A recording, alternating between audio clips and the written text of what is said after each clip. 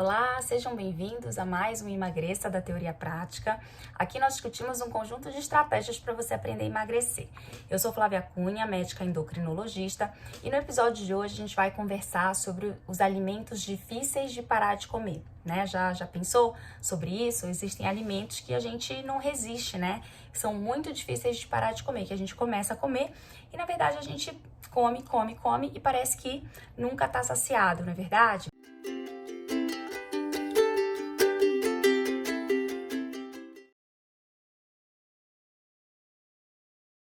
Dentro desse aspecto, é importante a gente ter a consciência de que nem sempre a gente come por fome de verdade, né? Aquela fome fisiológica, aquela dita fome real. Em alguns momentos, a gente come pela fome do prazer, aquela fome da vontade de comer, né? Você já parou para pensar que nem sempre você come com fome de verdade, aquela fome que dói a barriga, né? Que faz você buscar qualquer tipo de alimento. Então, essa é a primeira dica, na verdade, é estar sempre atento ao tipo de fome que está fazendo você buscar a comida. Bom, então, quando a gente fala da fome do prazer, né, da fome hedônica, da fome da vontade de comer, que não é a fome real, entra em cena o alimento palatável. Já ouviram falar? Alimentos hiperpalatáveis, comidas hiperpalatáveis. Comidas muito saborosas, aquelas comidas que ativam o paladar de uma maneira assim única, né? De uma maneira bem diferente. E isso acontece porque esses alimentos, eles têm uma combinação de alguns aditivos que a gente vai entender bem aqui. Então é o seguinte, existem alimentos que recebem uma adição ou de açúcar, ou de sal, ou de gordura, ou até de uma combinação, né, dessas substâncias. E isso torna o alimento diferente, né? Isso torna o alimento apelativo para o nosso paladar.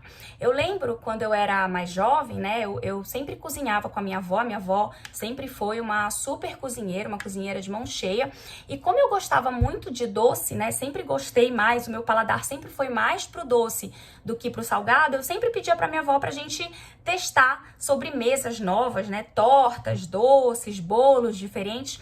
E aí, toda vez que a gente se programava, toda semana a gente fazia uma receita diferente, né? E aí, toda vez que a gente se programava de testar uma receita nova, sempre vinha, né, aquele medo, aquela ansiedade, assim, ai meu Deus, será que vai prestar? E às vezes a gente fazia isso, né? Fazia, por exemplo, vamos fazer o bolo do aniversário de tal pessoa. E aí imagina, né, quer dizer, a gente faz ali a sobremesa, ou faz o bolo, ou faz a torta, imagina se não fica tão boa, né, e aí você vai servir no aniversário e tudo mais. Aí a minha avó falava assim pra mim, minha filha, né, uma receita, um negócio que vai leite moça e creme de leite, não tem como ficar ruim, né, uma combinação que nunca vai ficar ruim, não é verdade? O leite moça é o leite condensado, né, de uma marca aí famosa, de uma marca muito boa, de alimentos, e o creme de leite, né, aquele leite já condensado, só a parte da gordura, né, quer dizer, você retira mais os outros componentes e concentra ele e fica aquela concentração maior de gordura. Então, se a gente avaliar esses dois alimentos, né, se é que a gente pode chamar isso de alimentos, se a gente avaliar o leite condensado é um leite com concentração de açúcar e o creme de leite é um leite com concentração de gordura, não é isso? Então, assim, tem gente que vai gostar mais, né, do paladar ali do leite condensado e tem gente que vai gostar mais do paladar do creme de leite. Quem gosta mais do paladar do creme de leite é porque gosta mais do paladar para gordura, né? E aí existem outros alimentos que também são palatáveis, que também são mais ricos em gordura, por exemplo, bacon, né? Alguns tipos de queijo que são bem gordurosos e são bem apetitosos. Já quem gosta mais do leite condensado vai gostar mais dos alimentos mais doces, né? Então, por exemplo, o pão, o próprio bolo. Aí você pode falar assim pra mim, mas o pão não é tão doce, né? Realmente ele não é tão doce, apesar dele poder levar um pouco de açúcar, mas ele leva muita farinha, né? E geralmente é a farinha de trigo, então que também é um carboidrato refinado. Por que eu tô contando tudo isso? Porque tanto o leite condensado quanto o creme de leite são considerados alimentos palatáveis, né? Alimentos muito saborosos.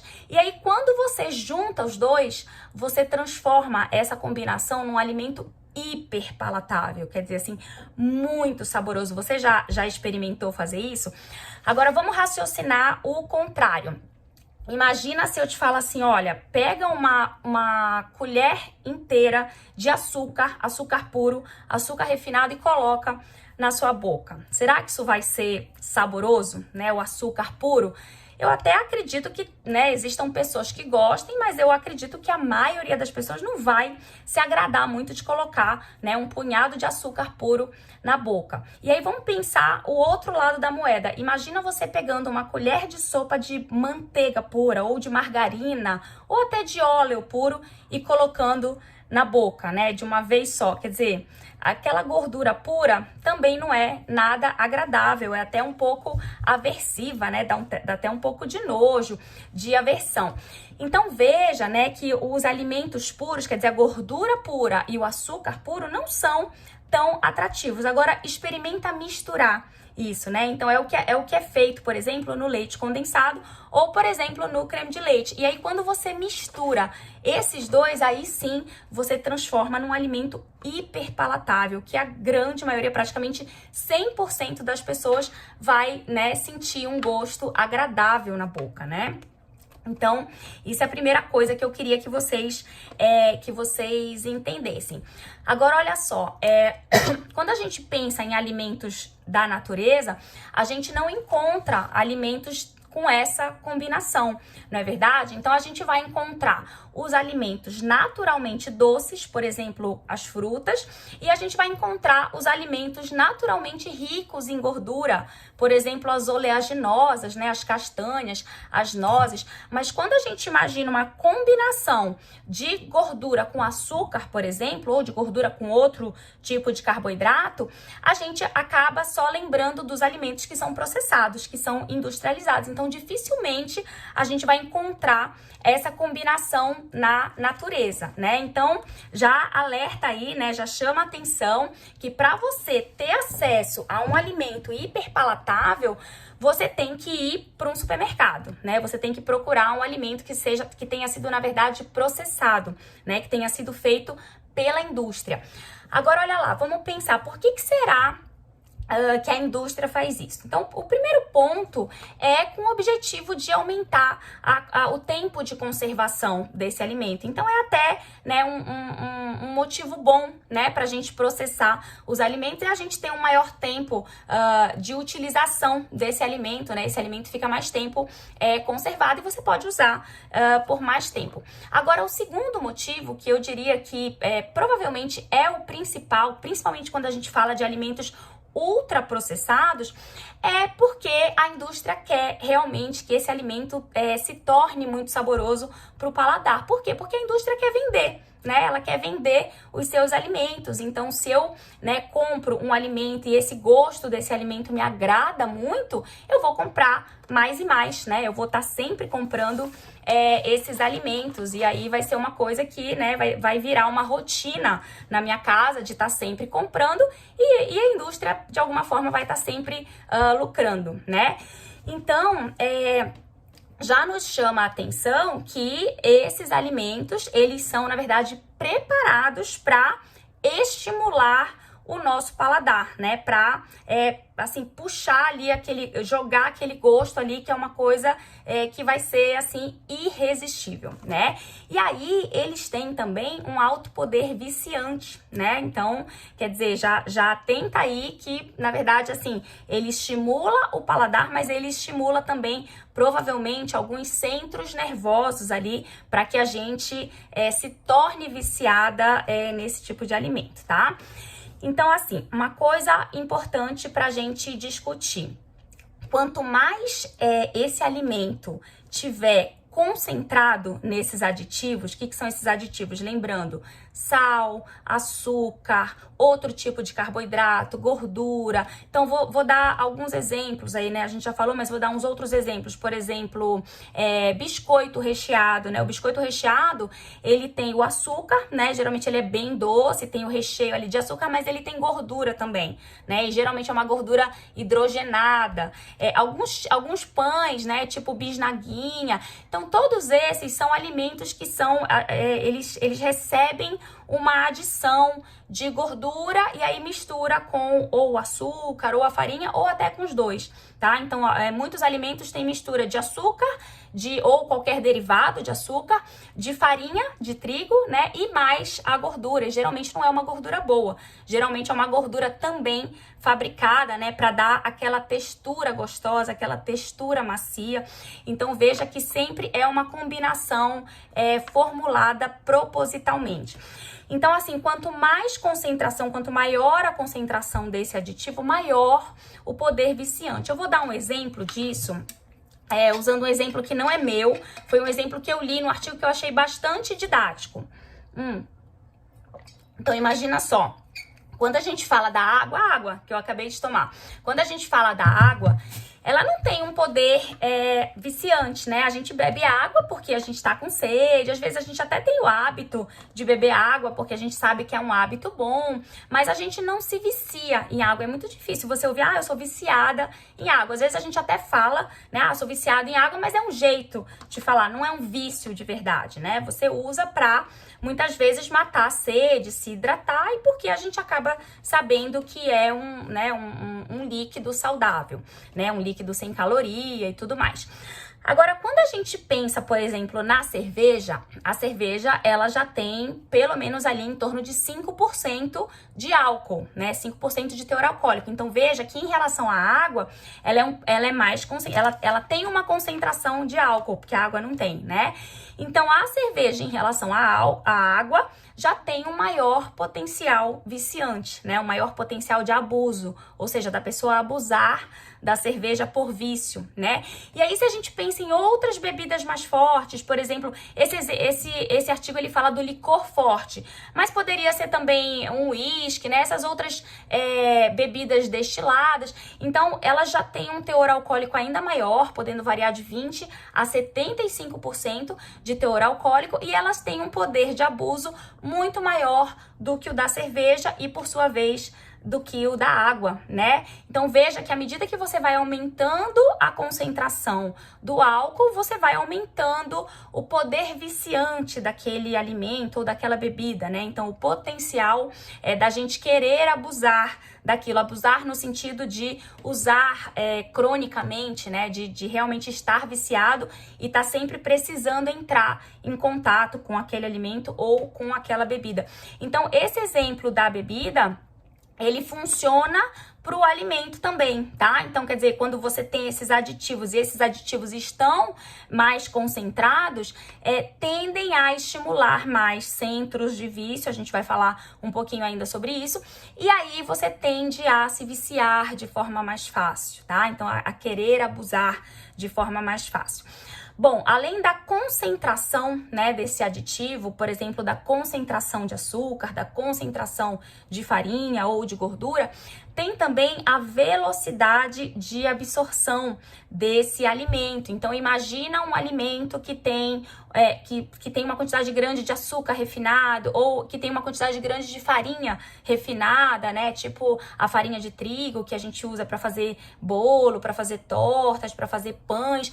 Então, é o seguinte, além da concentração desses aditivos, é importante também a gente ter a ideia dos alimentos que, quando ingeridos, estimulam, fazem uma absorção muito rápida. Quer dizer, o nosso organismo faz uma absorção muito rápida desse tipo de alimento. Então, isso também aumenta o poder viciante do alimento, tá? Então, não é só a concentração do aditivo, mas também como ele é trabalhado no nosso organismo. Então, a gente sabe que esses alimentos mais refinados, né, tanto glicose quanto farinha, o que acontece? Eles são absorvidos rapidamente e eles é como se eles hiperestimulassem os nossos mecanismos hormonais, né? Em especial a glicose, que sobe rapidamente pela própria absorção rápida, e em seguida a insulina, né? Que é o hormônio em resposta à chegada da glicose. Então eu tenho um pico de glicose seguido de um pico de insulina. Isso pode ativar mais as nossas vias, nossos centros relacionados a vício, relacionados a abuso, né? Relacionados à recompensa. E além disso, pode estimular também a nossa própria fome real, a nossa fome fisiológica. Então é como se eu conseguisse juntar um aumento de desejo de comida com um aumento de fome de verdade. Quer dizer, é muito difícil lutar contra isso, né? Então, prestar atenção também para a qualidade, para o tipo de alimento que a gente está ingerindo, né? Então, é o que a gente chama de carga glicêmica, né? Então, se o alimento tem uma carga glicêmica alta, lembrar que a carga glicêmica, ela leva em consideração a concentração, né, do carboidrato, vamos dizer assim, e essa absorção rápida, ou seja, o índice glicêmico do alimento. Então, se eu tenho alimentos, né, comidas com alta carga glicêmica, em tese, em teoria, eu tenho um maior potencial de me viciar nesses alimentos, tá? E o último ponto que eu queria também chamar a atenção, né, sobre esses alimentos palatáveis ou hiperpalatáveis, é que se eu tô adicionando, né, quer dizer, se eu coloquei aditivos nesses alimentos, se eu coloquei gordura, se eu coloquei açúcar, quando eu digo a indústria, né, quando a indústria faz isso, necessariamente ela retira alguma coisa que seria positiva, por exemplo, água, por exemplo, fibras, por exemplo, proteína, tá? Então ele perde algumas substâncias para poder ganhar outras. E aí a gente vê que muitos desses alimentos perdem as substâncias que são mais positivas para gerar saciedade e que, portanto, nos ajudariam a não engordar ou a não viciar, né? Quer dizer, ajudariam o nosso organismo a perceber a saciedade. E aí, quer dizer, é mais um ponto negativo, quer dizer, além de toda a concentração, a velocidade de absorção, é mais um ponto negativo para esses alimentos, né? Quer dizer, eles diminuem o potencial de saciedade. A gente não percebe exatamente a saciedade, tá? Bom, aí eu acredito que eu falando tudo isso, vocês podem estar pensando aí, né, em alguns alimentos que vocês geralmente gostam de comer, alimentos que vocês gostam muito, que talvez, né, que sejam industrializados. Vocês devem estar pensando, puxa, será que eu já sou viciada em tal alimento? Como é que a gente sabe se a gente só gosta muito de um alimento ou se já beira o vício, ou se a gente já é realmente viciado em determinado alimento? Então, coloquei aqui alguns pontos, algumas características que indicam que já existe algum tipo de vício sobre essa comida ou sobre esse alimento.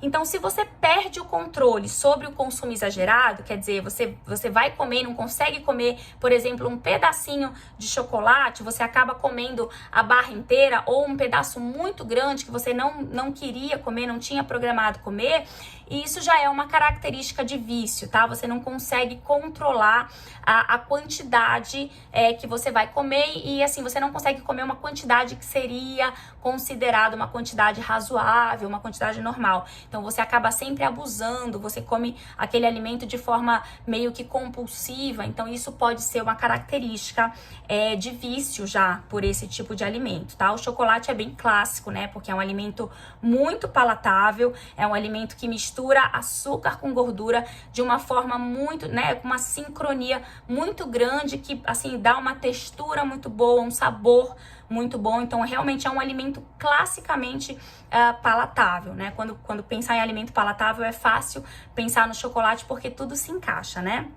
Uma outra característica é quando a pessoa usa continuamente esse alimento, né? Quer dizer, ingere continuamente, mesmo sabendo das consequências negativas. Então, vamos usar o chocolate como exemplo. Quer dizer, eu, Flávia, gosto muito de chocolate, acho que eu beiro o vício pro chocolate. Então, o que acontece quando eu como chocolate? Ó, fico cheia de espinha, pele fica oleosa, pode, né, ajudar a ganhar peso. Então, quer dizer, eu sei dos pontos negativos de ingerir chocolate, só que mesmo sabendo disso, quer dizer, conscientemente eu sei, mas assim, emocionalmente eu não consigo ficar longe. Então isso é uma característica de vício, tá? E uma terceira característica interessante é a incapacidade de cortar o consumo mesmo querendo fazer isso. É o que eu falei agora. Conscientemente eu quero parar de comer tal coisa, mas eu não consigo. Na prática, eu não consigo. Então, isso também é uma característica de vício que devemos ficar em alerta. No final do vídeo eu vou dar algumas dicas bem práticas e bem legais.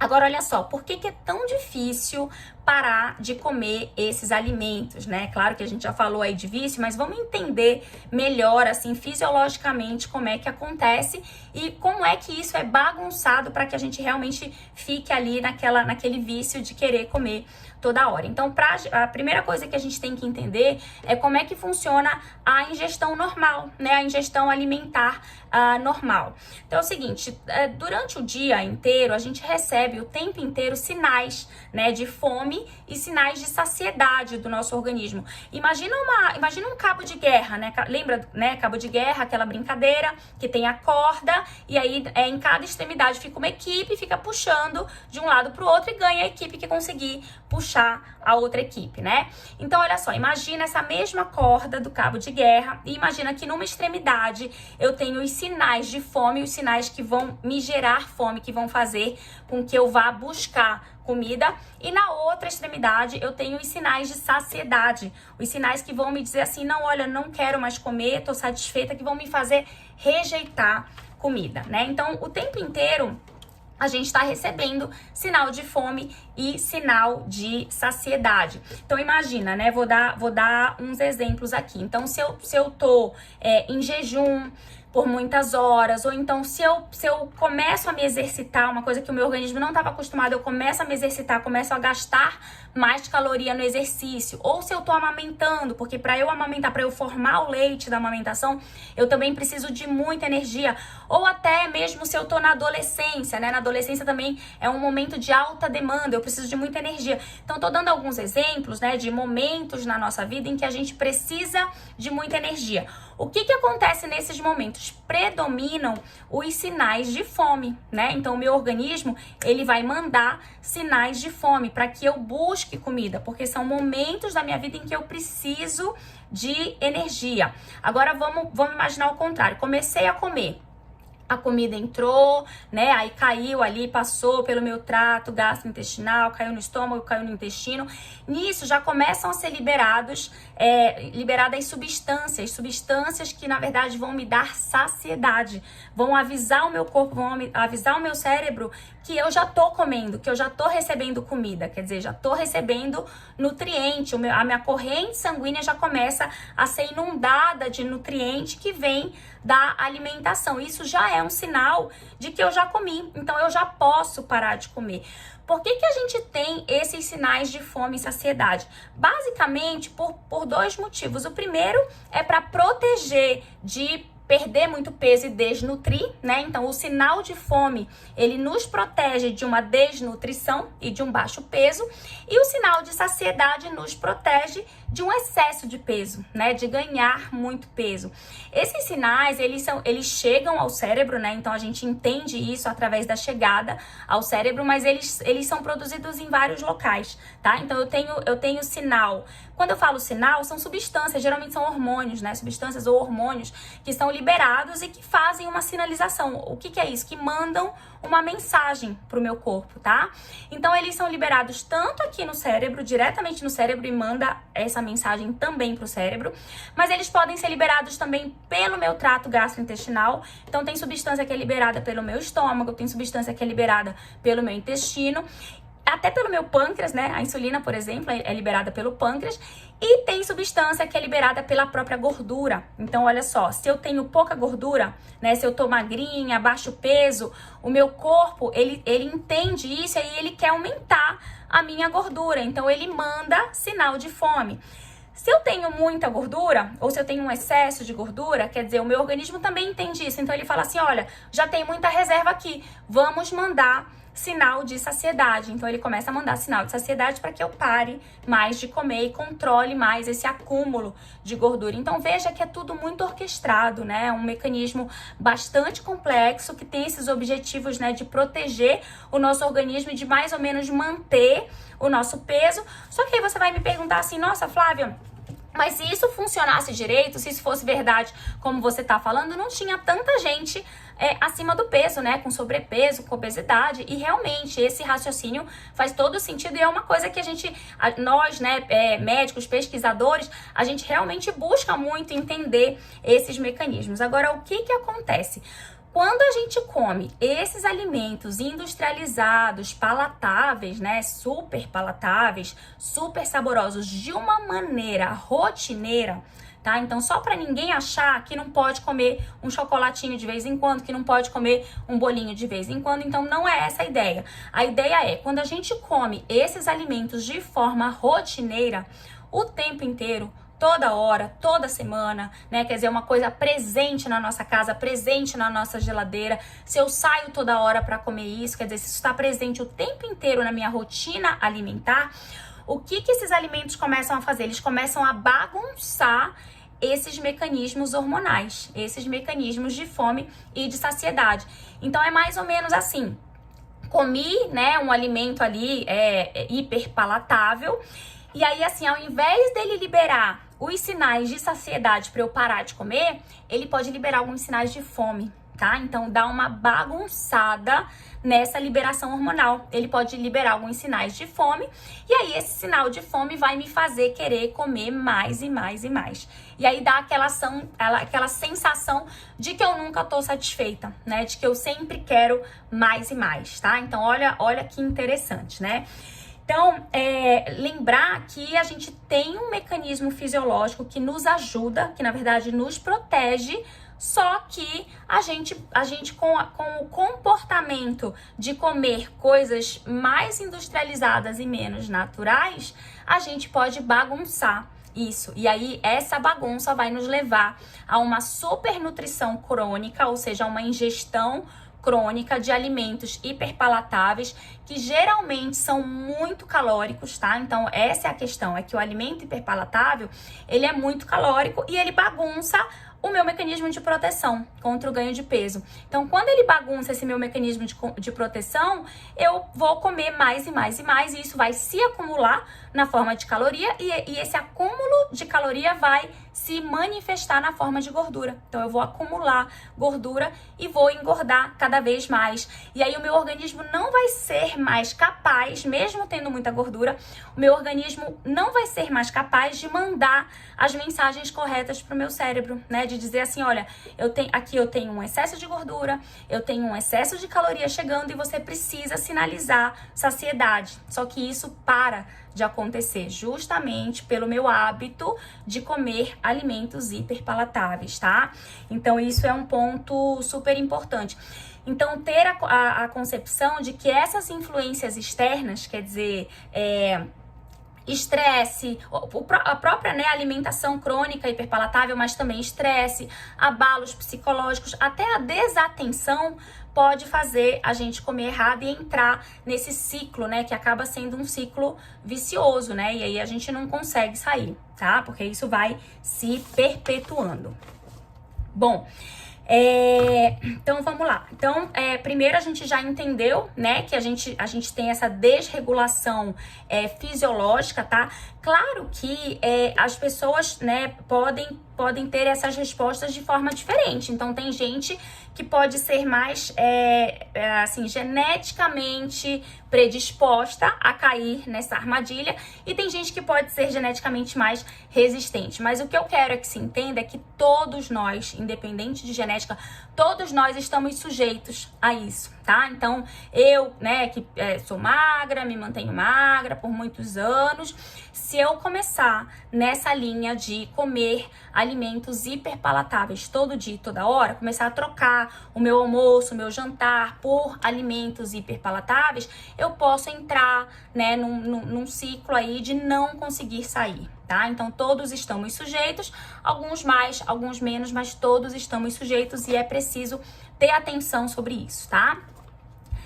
Muito bem, então a primeira coisa, né, a gente já entendeu que a gente desregula esses sinais fisiológicos com a ingestão crônica de alimentos muito saborosos. E tem um segundo mecanismo que a gente já comentou, que é a ativação dos centros de recompensa, tá? Então são os centros relacionados a vício, né? Associados à formação de vícios. Então é a ativação daqueles centros que nos fazem buscar comida muito mais por prazer do que por necessidade fisiológica, do que por déficit de energia no nosso corpo, tá certo?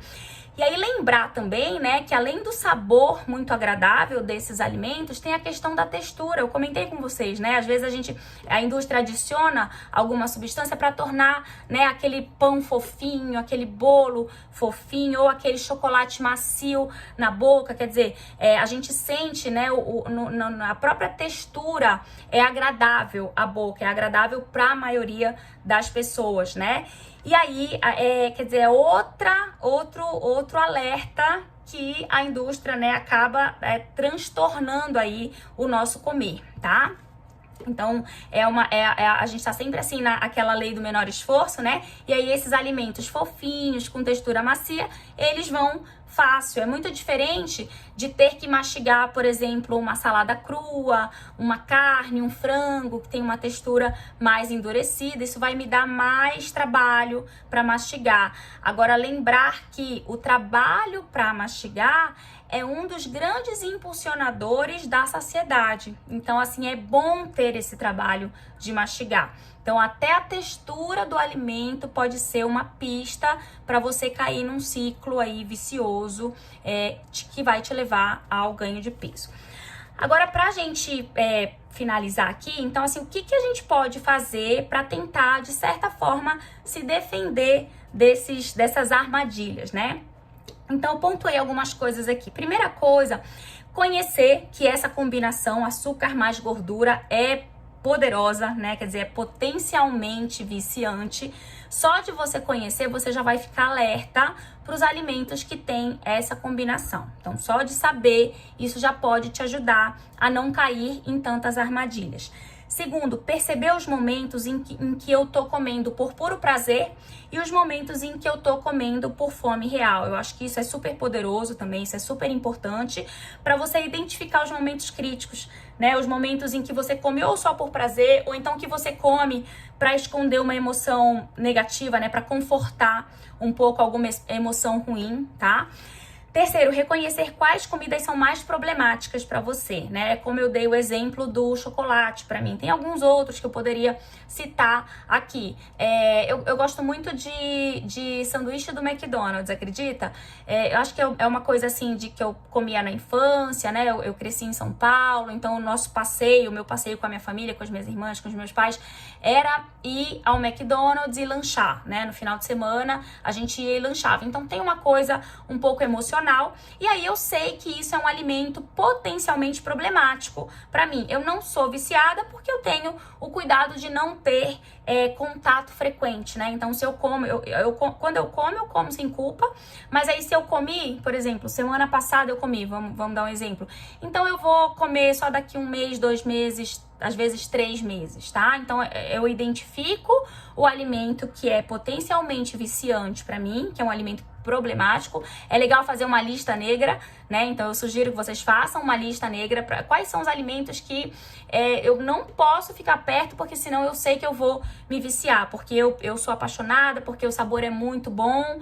Então assim, faça a sua lista e aí tenha cuidado, né? E aí já vai pro quarto, que é exatamente tentar estabelecer uma frequência que seja segura, né? Uma frequência de uso desse alimento, né? De ingestão desse alimento que seja segura, tá? Que você saiba que não vai levar você a um vício, certo?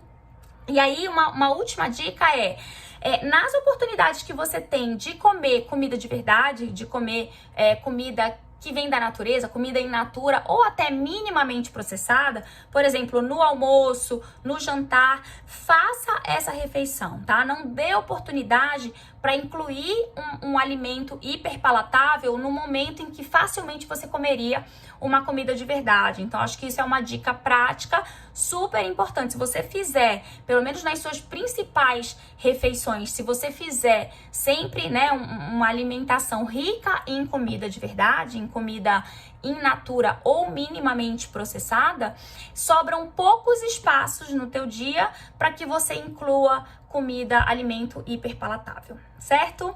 Então essa foi a dica de hoje. Espero vocês no próximo vídeo. Um grande beijo!